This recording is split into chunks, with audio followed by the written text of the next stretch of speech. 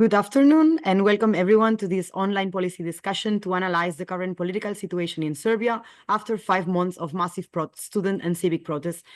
And to this event takes place in the context of Connecting Europe project, a joint initiative of the European Policy Center funded by Stiftung Mercator with the goal of connecting civil society from across Europe with EU decision makers. The protests in Serbia, which started in November 2024, after 16 people were killed by the collapse of a part of the roof of the train station in Novi Sad, have grown into what has been considered the largest protest movement in the past 2 decades in Serbia and in the Balkans. The reaction of the EU and its member states has been very timidly or in some cases it has remained silent. Last evening, we learned that President Aleksandar Vučić will propose Đuro Macuc as the new prime minister after the resignation of Miloš Vučević in March. Last Friday as well, about 80 students started a cycling journey from Serbia to Strasbourg to raise attention to what is happening in the country in front of the European institutions. In this context, and to shed light on what is currently happening in Serbia, I am joined today by 3 outstanding speakers: Vukosava Crnjanski, founder and director of the Center for Research, Transparency and Accountability, CRTA; Aleksandra Tomanić, executive director of the European Fund for the Balkans; and Gordan Bosanac, member of the European Parliament of the EFA and Greens Group. Thank you so much to the 3 of you for agreeing to be here today with us to participate in this discussion. The event will last for 50 minutes. We will have to close it very punctually at 10 to 1, because at 1 there is an online EPC update, which I encourage the audience to join as well if you are interested. I will start with an exchange with the panelists, but I also invite all of you, the audience, to participate by posing your questions or comments in the Q&A box that you will find in your screen, or alternatively by raising your hand, digital hand, and I would then give you the hand when the time comes. Having said that, let's kick off the discussion by trying to take stock of what has been happening in these past 5 months. I would first turn to Aleksandra and give you the floor, inviting you to a little bit like set the scene and explain us what has been happening in Serbia, how have the protests evolved since November. As I said, since we only have 15 minutes, I will kindly ask you to be brief in these first introductions or in these first words, so that we make sure that we are able to have an interactive discussion and we have time for the Q&A. Over to you, Aleksandra. Thank you. I'll try to be brief and to speak fast. Well, as we all know, on 1st of November, the canopy of the newly renovated train station in Novi Sad collapsed. The train station was renovated under the Chinese program and with, and this was therefore declared top secret, as a state secret. It was opened twice by highest political decision makers and ahead of elections, but it collapsed and killed 15 people immediately, and 1 person died just recently, so we in total speak of 16 dead.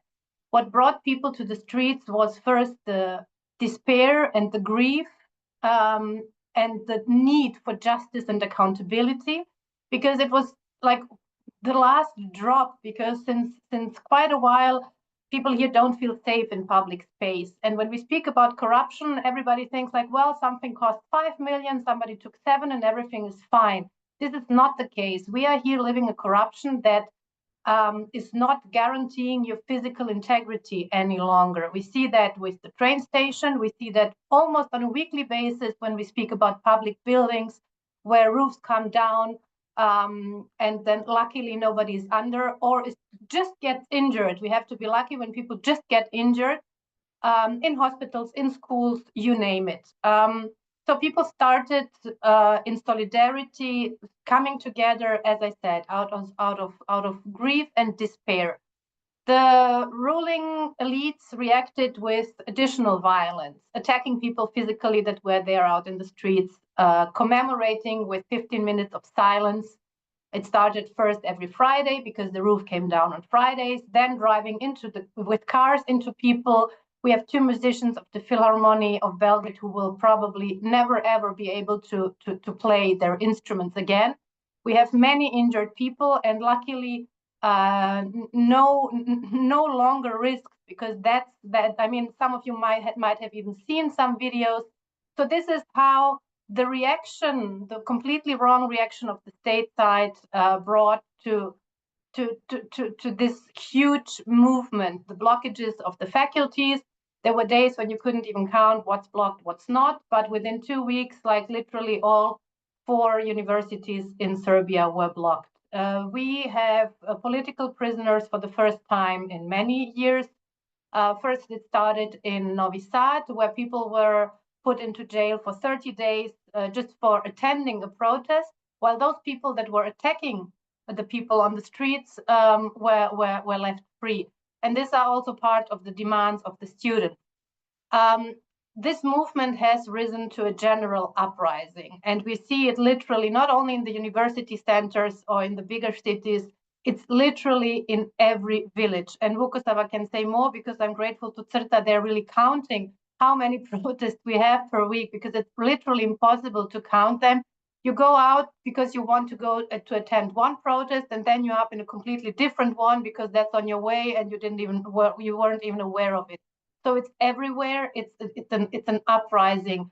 We have seen the biggest gatherings in Belgrade, while the record was broken twice in 3 months. Just before Christmas, on 23rd of December, there was a huge gathering with 120,000 people in Belgrade. And on 15 March, conservative estimates talk about around or even more than 300,000 people on the streets of Belgrade. So this is something we haven't seen. The demands are clear. A 5th demand has been added officially just a few days ago, and the 5th demand is about the investigation of what happened on the big protest of 15th of March, when while people were standing silently and quietly commemorating the dead, something was used.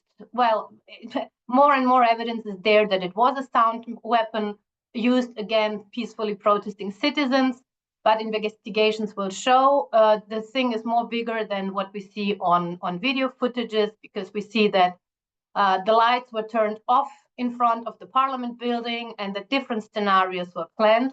And only luckily to the quick reaction of the students and the authority of the students, because within an hour, 300,000 people were off the street, because the students said the protest is over, we cannot guarantee safety any longer, and it was resolved and it went quietly. Another important thing, when this allegedly, whatever it was, sound cannon was used, people, of course, started running, and probably that was even the intention, to provoke a mass panic.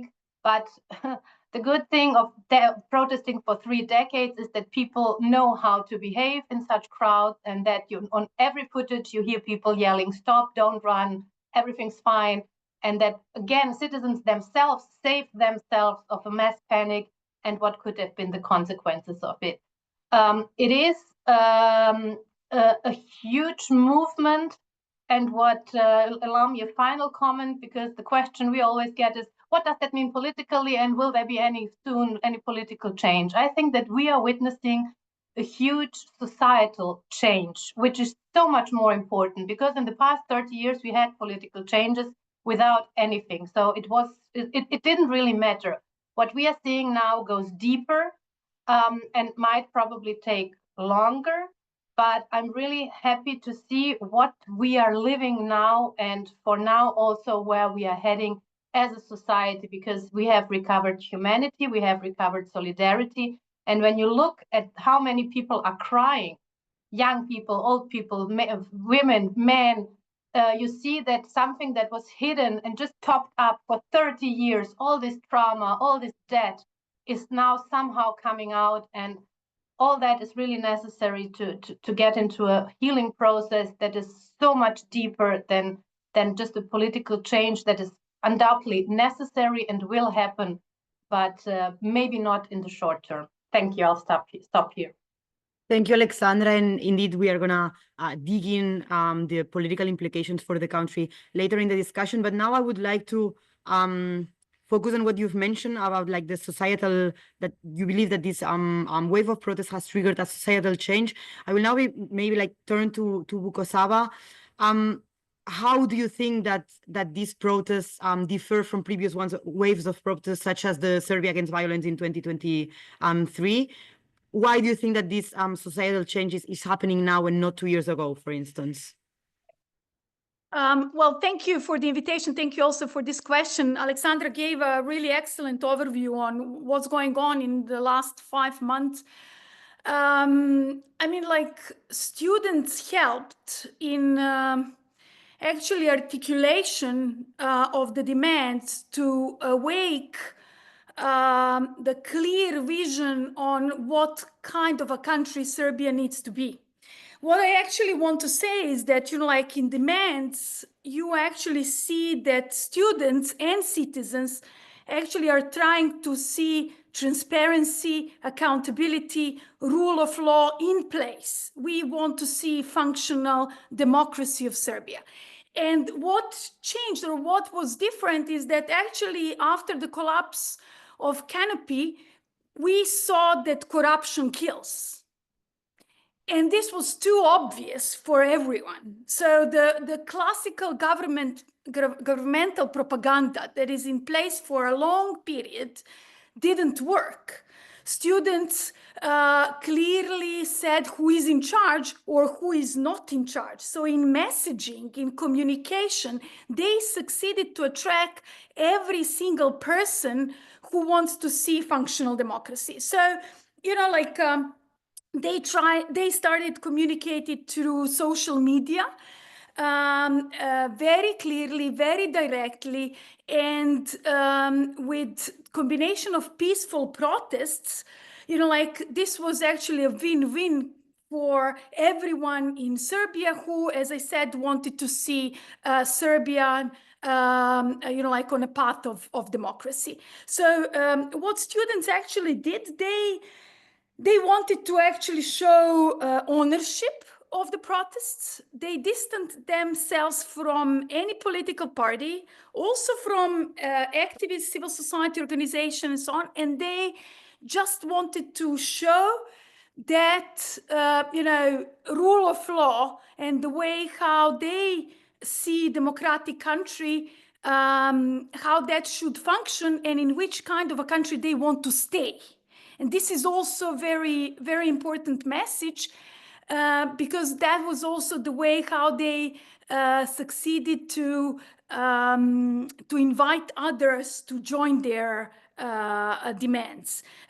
Today we have more than 80% of population who support students' demands. And unfortunately, on the other side, we have a ruling majority, president government that don't understand how to deal with the situation, with this rise. And we will see, you know, like how this will end in the coming months. Thank you, Vukosava. And I will now turn to you, Gordan, to ask you a little bit how has this been seen from Brussels or from EU member states, in your case, Croatia? Has this been viewed like this as well, or has the image of the protest changed throughout the months? Over to you. You're muted. You have to turn on your mic, Gordan. Yes, now I am. So thank you very much for inviting me, and greetings to all who are connected online, and especially to Vukosava and Aleksandra with this great, very precise overview of the situation, which I really share with you what is happening in the Serbia, but also when we are talking from the perspective of European institutions, unfortunately, we are seeing a delay of recognizing actually what is happening in the Serbia. And that is really something problematic, which few of us managed to address at least, but you know, we are just MPs in the big parliament. But it's good that even our little voices has been heard, and then now steadily we are seeing the changes, how the European Commission primary, and then also some member states are watching what is happening. I fully agree that this is, really a big social change which goes much deeper and which will last much longer, as Aleksandra mentioned. And I also think that we should not only look at it as something which is related to the corruption and the last horrible incidents of killing the 16 people in the construction works in Novi Sad, because we should also remember the history of the protests, which are in Serbia from year to the year. And you also mentioned the protest against the violence after this horrible killing in elementary school. So I think that even this act made such a deep wound, a deep trauma within the Serbian society, not only Serbian, regional, world society. We could never ever could imagine that such a killing could happen. And after that happened another killing of 16 people in a different context. And before that, constantly there has been demonstrations about protecting also the environment of Serbia because of the Jadar value and all we know. So there was like protest on protest, building, and that was all the clear signals, at least for us, some of us in the EU, that something is deeply changing and happening in Serbia. And that was not understood by the European Union institutions, which were having this very pragmatic, they are calling it like real politics. When you have elected representatives, and you as elected representative of European Union, you have to talk, you have to make a deal, you have to have the dialogue, not understanding the momentum of these deep quality changes which are happening in Serbia. And actually the students were the last wake-up call, I would also say, for the institutions of European Union. And it happened quite fast. I always quote and refer to, for me, an incredible visit of von der Leyen to Serbia in October when she was delivering the growth plan, and her words. I mean, I think many of us got frozen in front of the screens when we heard her saying and glorifying Vučić, the way how he's doing great reforms, like not understanding what is happening. After the students' movement and hundreds of thousands of people on the streets and now attacks on the NGOs, we are seeing much more careful rhetoric, at least from the Commission. I also managed to speak with Marta Kos, who also has, I will say, much now deeper understanding. And I'm actually happy that the parliament was the first institution, which is somehow also logical because we are directly elected and have maybe more freedom than people working in the commission or in the council to be vocal. That in the parliament, when there has been discussion about the Serbia, now we are seeing that majority of people understands and condemn that. And I think this will be reflected to the report on the Serbia, which is now in the process of making. And I know there has been a lot of amendments. We are negotiating now the amendments, and the report will not be good for sure. If this is all will be what will be heard also from the people of Serbia, and if this will resonate with the people that, European Union is honest and really wants Serbia to be full member, to be part of our community, I don't know. Let's see. I hope that the damage hasn't been done, and that if some damage has been done, that we can still make it doing right. And this will be also been seen in how also the students will be now treated when they will cycle and come to Strasbourg, for example, in the next week. I will stop here. I see that Vukosava was nodding. I think that Aleksandra as well.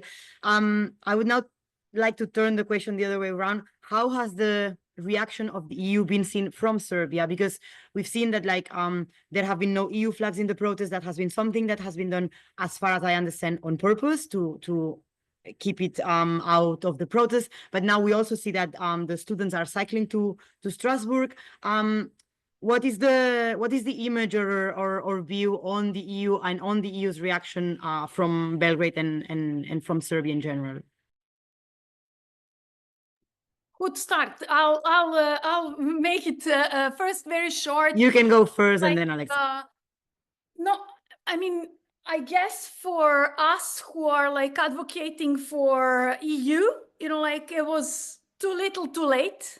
The reactions, it was too mild, and we were very disappointed with actually the question why there is no EU flags on the protests, because that was so superficial. It was not into the how to say, the heart of the protest, which are the demands, which when you translate into the EU language, actually students are asking the fundamentals. And yes, I mean, like I would say, as an activist, I was very disappointed. I was very disappointed with the local EU people. I mean, like not understanding, not recognizing, and being too bureaucratic. Because I would agree with, you know, like both colleagues, you know, assessment on this big transformation.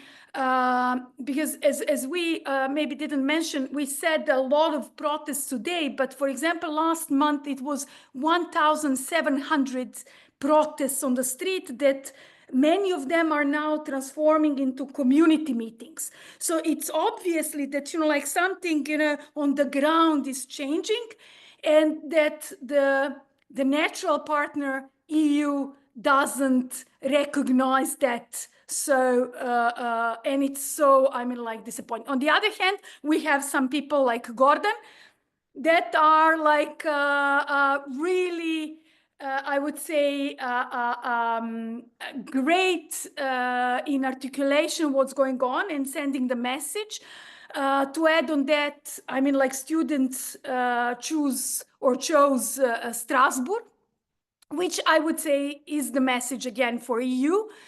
This is a huge chance for EU to resend the message.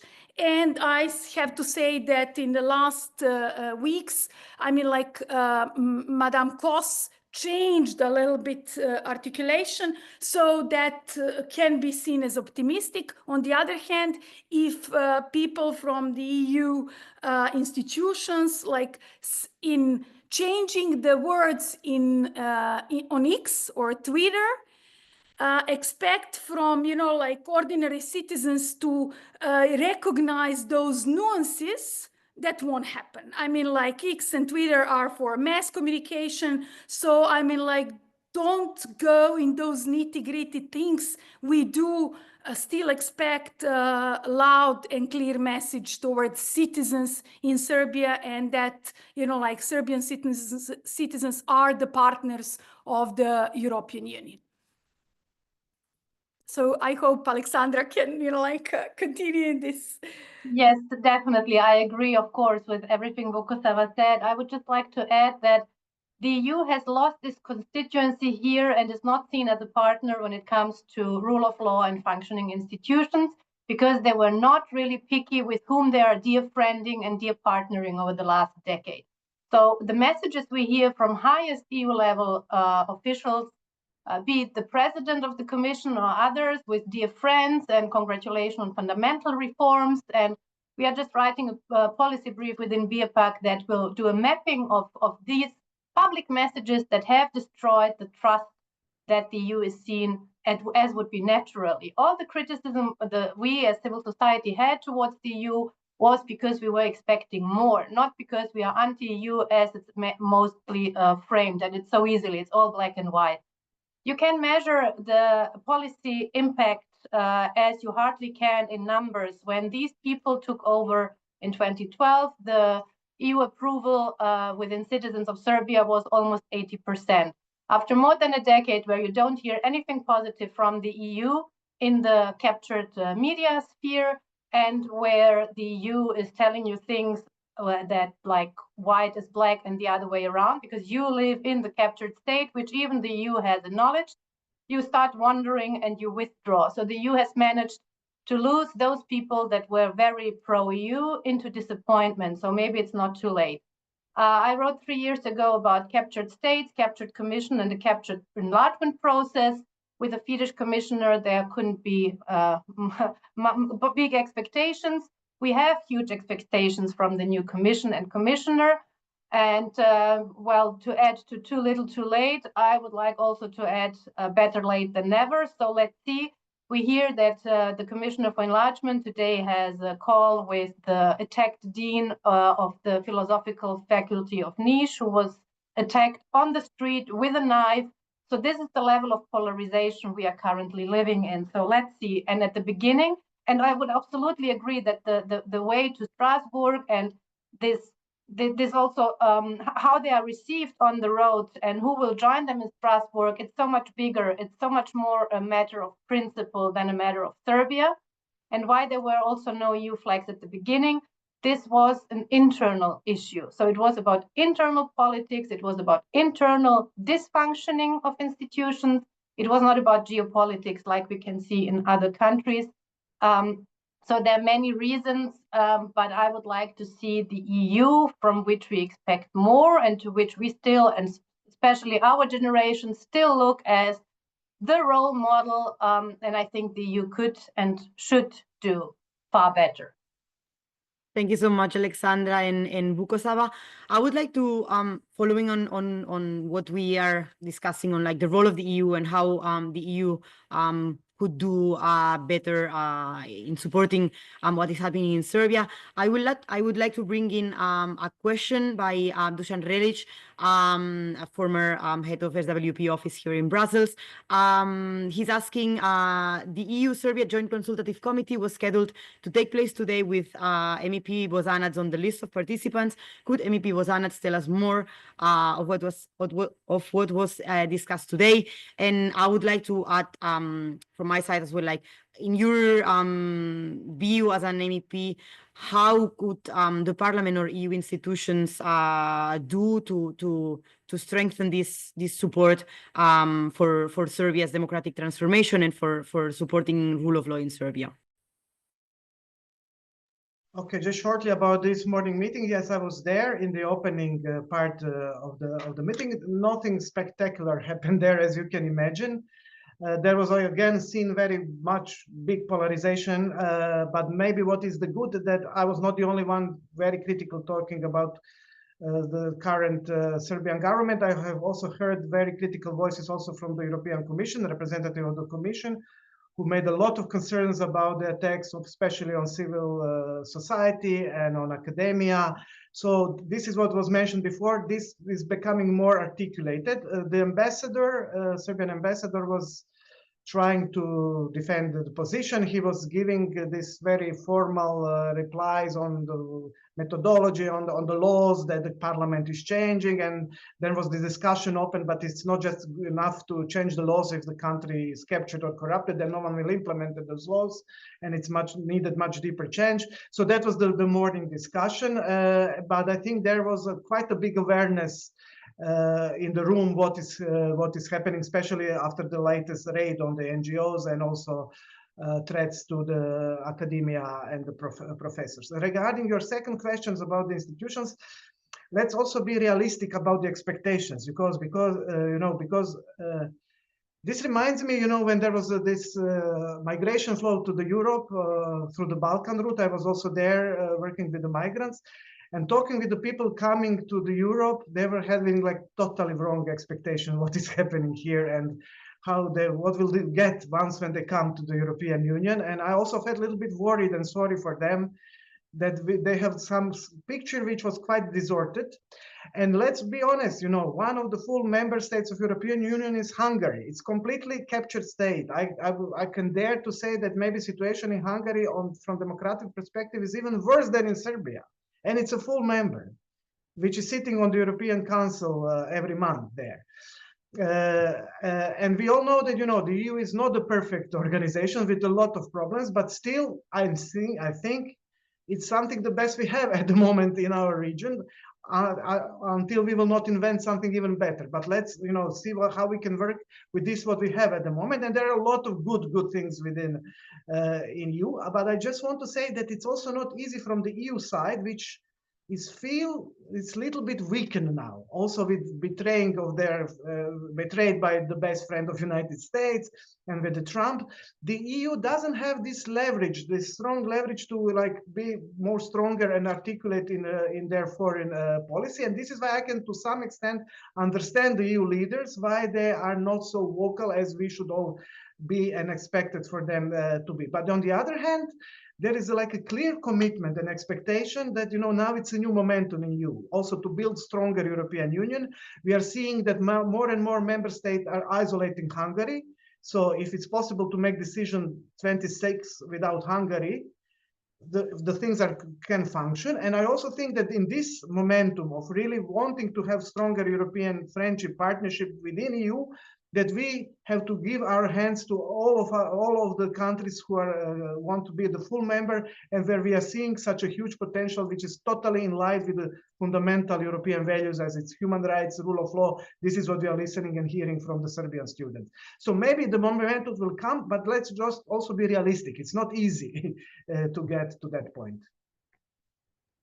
Indeed, yeah, I think that the gap between expectations and actual delivery has been one of the problems in the EU's engagement with the Balkans in generally in the past 20 years. Going back a little bit to what we were mentioning at the start, when it comes to the political implications of the protests, we learned, as I was saying in my introduction, we learned last night that a new prime minister has been appointed by Vučić to be voted by the parliament after Vučević resigned in March. How do you see this move? Do you think that this resignation and appointment of someone else is responding to the demands of the participants? And what are the open scenarios? Also, because as you were mentioning, since the start, students rejected to align themselves with the opposition. In this context, what are the possible scenarios? Like, how is this transition, if it happens, how is it gonna be articulated? I see that Aleksandra has unmuted herself. I guess that this means that she wants to take the floor. So I will give you the floor, Aleksandra. I wanted to react just briefly because before I replied to your question, I don't think that the expectations towards the EU are too much. Like, if the Copenhagen criteria are still in place, we have the political criteria there, which are completely ignored over the past years in the whole Balkans, not only for Serbia. And there it says free elections, free media, institutions, rule of law. And when you come up with this, you are naive, you expect too much. So I would really like to remind us, if that still is valid and we haven't heard anything else, I don't think that expectations are too high. And now to your question, Berta. Well, I think that the dismissal, the resignation, and also this new it's all a storm in a water glass. The dismission came on the day when thugs with baseball sticks came out of the party offices in Novi Sad and have beaten students. One student had face surgery because she had her bones destroyed. And as a reaction to that, to calm things down, the resignation came. And this new person, we all had to Google, and thanks to Istinomer that Vukosava and CRTA are running, we could read who he is. It's a completely unexperienced, unknown, politically irrelevant doctor who has no political experience, no party experience or backing. So it's just another farce. Adding to the list of farces we are living here. The only interesting thing in all that, without discussing further names because they're really irrelevant, is the fact that we are not heading to new elections, which was a tool that was used previously. So that means that what we witnessed the past 5 months has had some impact and has shaken this dominance, and that it might be too tricky, despite the still not united and weak and so on opposition, to go for new elections. That would be the only thing I read there. But to discuss names of irrelevant people, I think we don't have enough time, and many other topics to. Yeah, I can, Berta, if you don't have something to add, maybe just a few sentences to add on Aleksandra's notes. I mean, since we don't have the elections, that means that the support for Vučić and Vučić's party is going down. Our team is on the field. We will have a public opinion poll published in next 10 days. So since you are recording, we will be able to fact check my statement. But since, if we look at the last decade, we clearly see that the way of governing of Serbia is through the elections. So we had 4 extraordinary elections. We had several regular elections, but actually that was the way, to keep the whole society on the tips of their toes, because we are in a constant campaign. So, like this there was no, like a majority crisis in institutions. However, there was either scandals or some other crisis in which this government was solving through the elections. Because again, that was the way how this state was captured. We live in electoral autocracy. That means that only opposition lose. And it will be interesting to see how long this, and now I can surely say, like weak government, because not just that you could, like find on Istinomer who is new prime minister designate, but actually our website has crashed because it was so huge visit, because no one knows who is this guy. So, I mean, like this actually illustrates that this government, again, I mean, like ruling majority and the president doesn't know what to do with the protests. Naturally would be, like to go on the elections, but this time elections are obviously not an option because numbers are not good for the ruling majority. And just a quick follow-up question on this same topic. Is the government coalition staying together and consistent, or there are divergent views within the coalition government? It's a good question. I mean, like here and there, we in the public can see some challenges with this within the second largest or the biggest supporter of SNS, which is SPS. Some, like disputes, but for now, it looks like this government is stable, or the majority is stable. How long this will, like stay, we really don't know. But like we also expect some, I would say, clearer messages from the opposition. However, I must say that students now are actually the only power that everyone is looking at, maybe rationally. However, this is as it is, like currently, and we will see. It will be like a hot spring, I would say, in Serbia. Thank you. And before we move, I see that in the Q&A we have two questions related to the US and Russia, which I will turn to very soon. But I would like to ask Gordan, since you belong to a party that has sister parties in the opposition, I would like you to ask you a little bit about the role of the opposition in Serbia. How do you see it? How they have been behaving or reacting to the protests as well, and what should be the role of the opposition in the weeks, months to come? Thank you for that question. And, I really want to be very also careful because, I'm not the citizen of Serbia, and I truly of course, believe like always as a member of the European Parliament. Over there, I don't want to give my, and I don't have magical solutions. But yes, as you said, we have a sister party, which we are in close cooperation and a lot of information changing. I think they are trying to do the best they can. It's not easy to be opposition. Let's not also forget that from the European Parliament perspective, the last document we adopted about Serbia was last year about non-fair and non-free elections in Serbia. So, this is the clear statement, and this is how the Parliament sees the situation. And we do understand that it's very, very difficult to be the opposition. I am proud in the way what our sisters party are doing. I think they are very constructive. I also have heard that they come with some of the very concrete proposals, but I also know that this opposition is very much diverse. What I would also expect to hear also for them their commitment also for the EU path. They're still continuing to that. Maybe they said I didn't follow it that closely, but maybe this is also some of the room for them. But as I said, it's not easy.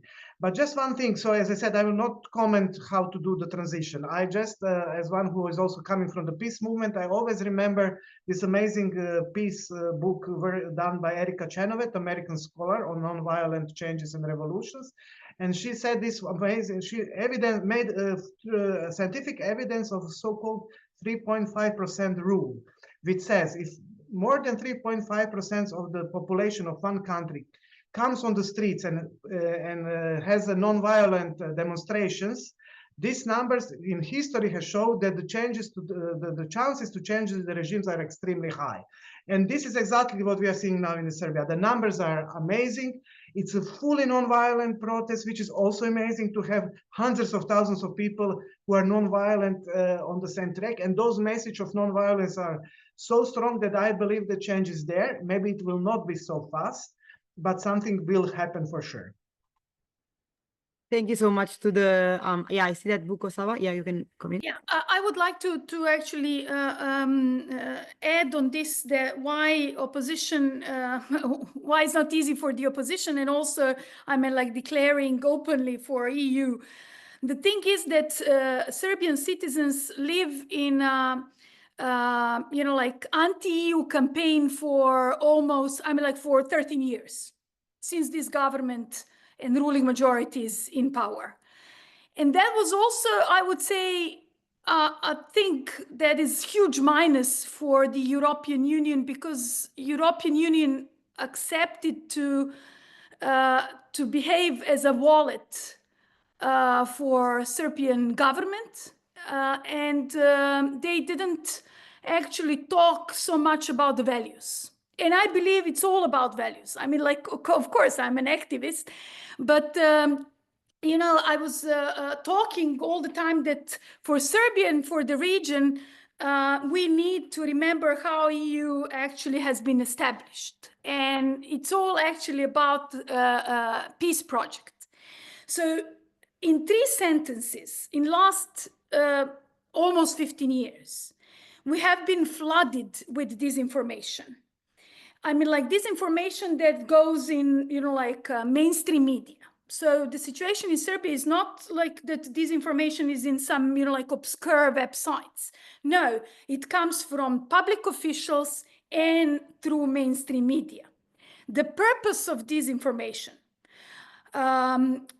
like there are 4 aims. First, and maybe the important one, the most important one, is to vilify political West, to undermine the EU efforts. So all this information are not pro-Russian. It's anti-West, anti-EU.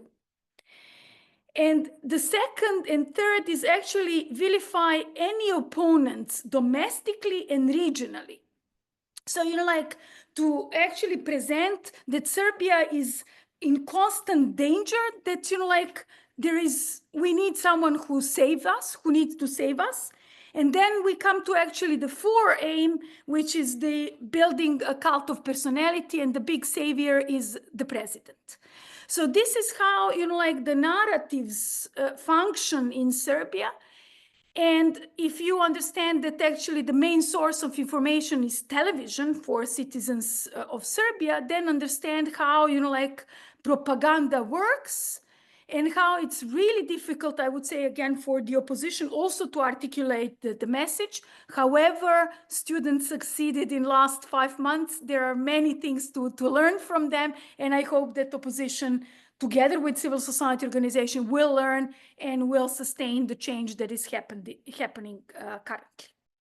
Thank you so much. This was really clear and good insight. As I said, like we only have 4 minutes left. I will bring in the 2 questions from the audience. The first asking like, how do people on the ground currently look at Russia in the context of the protests, and what is the role of the US? Trump Jr. visited Belgrade, and the Balkan team of Trump is friendly to President Vučić. I put these 2 questions.